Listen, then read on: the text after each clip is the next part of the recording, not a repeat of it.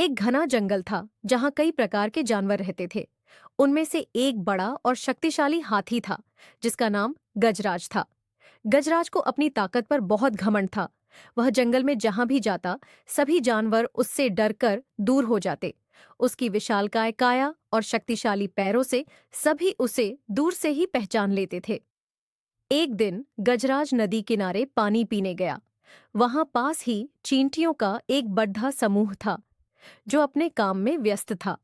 गजराज ने उन्हें देखा और अपनी भारी भरकम चाल से उनके बिल्लों को कुचलने लगा। चींटियों ने गजराज से विनती की। हे गजराज, कृपया हमारे बिलों को नष्ट मत करो। हमें बहुत कठिनाई होगी। लेकिन गजराज ने उनकी बातों को अनसुना कर दिया और हंसते हुए आगे बढ़ गया।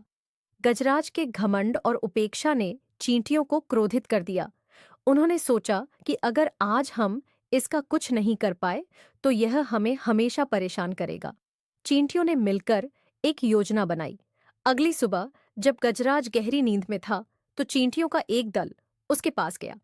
चींटियां गजराज की सूंड, कान और पैरों पर चढ़ने लगीं और उसे काटने लगीं। गजराज को अचानक तेज दर्द महसूस हुआ और वह चीख उठा। उसने अपने बड़े कान हिलाए, सूंड को झटका, लेकिन चींटियां अपनी संख्या और छोटे आकार के कारण नहीं हट सकीं। गजराज दर्द से तड़पने लगा और मदद के लिए पुकारने लगा। उसकी आवाज सुनकर जंगल के अन्य जानवर भी वहां पहुंचे। गजराज ने देखा कि वह शक्तिशाली होने के बावजूद इन छोटी चींटियों के सामने बिल्कुल असहाय हो गया था। गजराज ने अपनी गलती का एहसास किया और चींटियों से माफी मांगी। उसने कहा, मैंने अपनी ताकत का गलत इस्तेमाल किया और तुम्हें परेशान किया। कृपया मुझे माफ कर दो। चींटियों ने गजराज की माफी को स्वीकार किया और कहा, हम तुम्हें माफ करते हैं गजराज।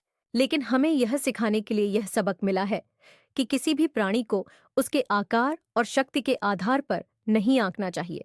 गजराज ने वादा किया कि वह अब किसी को नहीं सताएगा और सभी के साथ समान व्यवहार करेगा।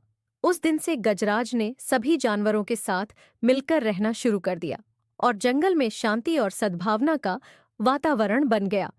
इस कहानी से हमें यह सीख मिलती है कि किसी भी जीव को छोटा या कमजोर नहीं समझना चाहिए। हर किसी में अपनी खासियत होती है और हमें एक दूसरे का सम्मान करना चाहिए।